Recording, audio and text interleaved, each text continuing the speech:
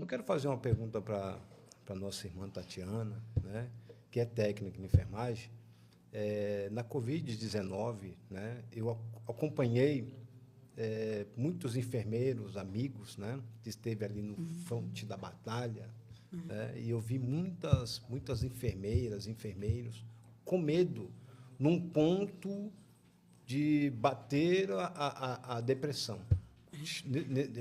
Você que é técnico de enfermagem, você teve algum problemas assim, no medo da situação? Medo, né? Sem ser técnica, eu já bate o medo. Ima- Imagina no meio, né? Eu já estava lá fazendo o curso quando começou a sair para a rua fazer, né? A gente participar dentro dos hospitais e a gente dizia assim, ó, uma para a outra, né? Pega 2 máscaras. Porque o pavor era tão grande, né, que eu vi amigas minhas dizer assim: ah, não, eu não vou. Você vai, eu não vou. A gente tinha um grupo, né, porque era uma doença que não estava dando oportunidade de tratar. Sim. Logo no início, não estava dando oportunidade de tratar. Foi uma doença que já veio, já foi levando a óbito, né? Vai para o óbito. Então, Muitas pessoas, a gente né? se lançava dentro da para fazer a enfermagem lá dentro dos UTIs, outros lugares, que você já entrava com pânico. E agora? No que eu vou tocar? No que eu não posso tocar? Eu lembro que teve uma colega minha do lado que ela deixou que a agulha, ela estava tão nervosa, ela já falou que não ia, mas foi. Mas estava tão apavorada com a situação que a agulha tocou no dedo dela, ela saiu em crise, chorando. E a professora, a enfermeira, falou bem assim: menina, calma, só foi um erro técnico, só foi a agulha é nova, não há bactéria, não há. Ah, não, mas eu não vou morrer. E porque ela já foi com medo, né? Então isso mexia. E para quem já tem a crise da ansiedade, para quem já luta com a ansiedade dentro de uma área dessa, tem gente que deu atestado, não vou, eu vou ficar em casa, não vou, porque tinha medo de nem voltar para casa, e se voltar, levar consigo, né, a doença Sim, e sim. passar, porque quantas famílias foram separadas dentro de casa? Inclusive, teve pessoas, né, que não...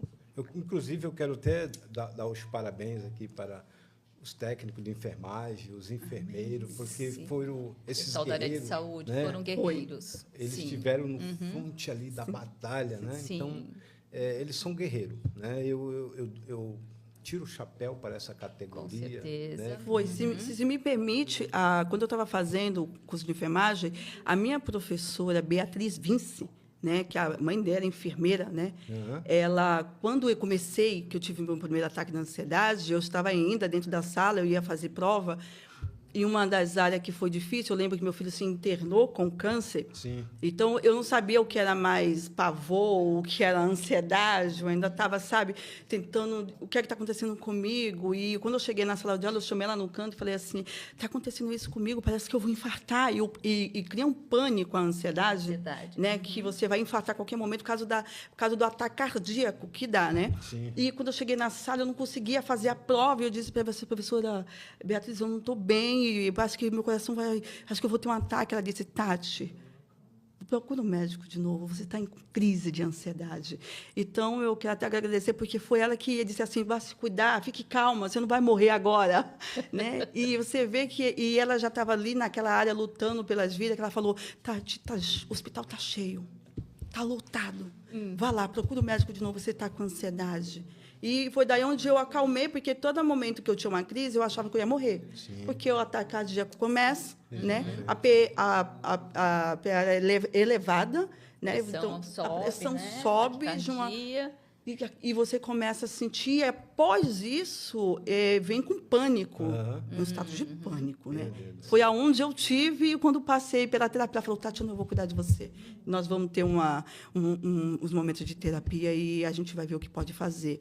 E, nessa terapia, foi aonde ela começou a me dar ali umas portas para que eu começasse a tratar e entender o que estava acontecendo comigo. Né? Isso, então, a doutora Rosângela. A doutora Rosângela, sim. Mas eu quero fazer uma pergunta para a doutora Rosângela. Pois não. Como ontem foi o Dia dos Trabalhadores, né? Ah, sim. E tem uma síndrome, o nome é até bonito, né? Síndrome Burnout, né? Que também é a síndrome da carga horária de trabalho. Tem muitos trabalhadores, principalmente hoje, na questão da infração, que corroeu o capital de giro dos trabalhadores, e muitos trabalhadores eles têm que se submeter a uma carga horária de trabalho, ou até tem trabalhador que tem que trabalhar em 2 serviços, né?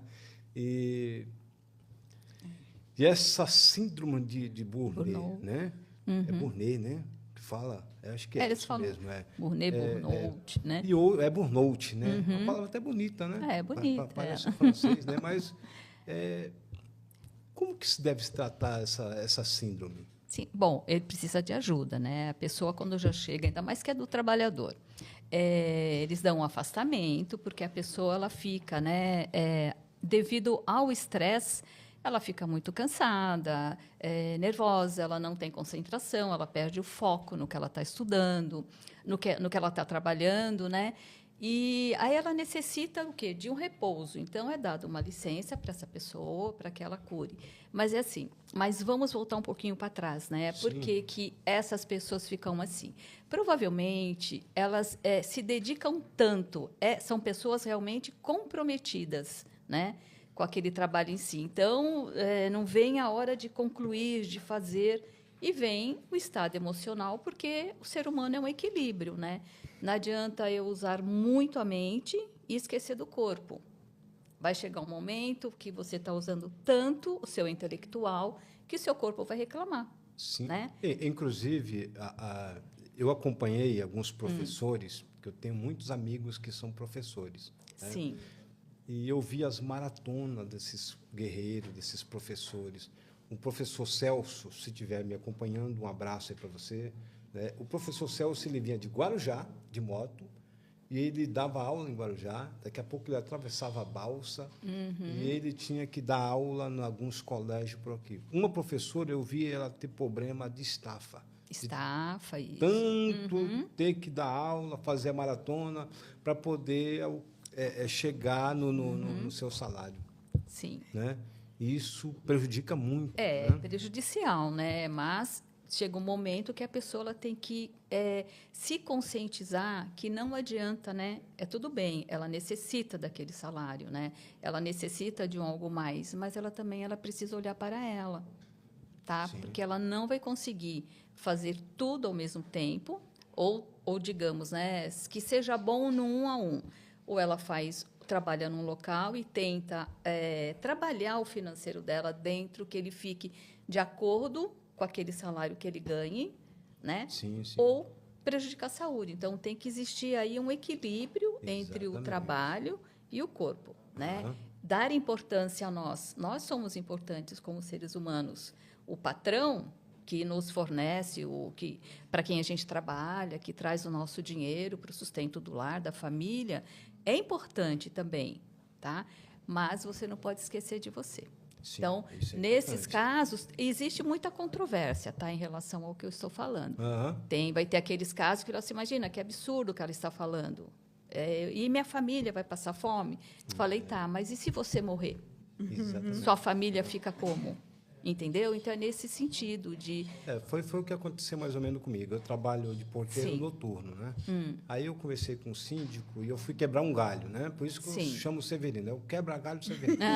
Por isso que o programa chama Severino. Né? Normalmente, sabe tudo no condomínio. Então, aí o síndico falou, Severino, você não quer quebrar um galho aqui? O porteiro fez uma cirurgia nas vistas e tu vai ficar aqui umas 8 noites, né? Eu falei, tá bom, 8 noites dá para mim segurar. Aí ele fez uma proposta para mim. Ele falou assim, poxa, eu gostei muito do seu trabalho, vamos fazer um acordo aqui? Eu falei, que acordo você quer fazer? Você trabalha no seu, porque eu trabalho 12 por 36, né? Você trabalha no seu e trabalha aqui. Aí eu falei assim, não, senão você vai acabar me matando. Sim. E é isso que muitos trabalhadores têm se destruído, têm entrado por esse carga caminho horária. E acaba, então, sobre a carga horária, acaba entrando na questão da depressão. Mas eu vou fazer uma pergunta aqui para a Tatiana, que teve esse momento, problema de ansiedade. Chegou no ponto da depressão? Chegou. Eu cheguei a tomar, fui encaminhada para o CAPES, Foi passado sertralina, o antipiretilina para mim, também fazia uso, tomar, porque eu comecei com o TP, né, que chamam de transtorno da ansiedade com pânico, que acontecia.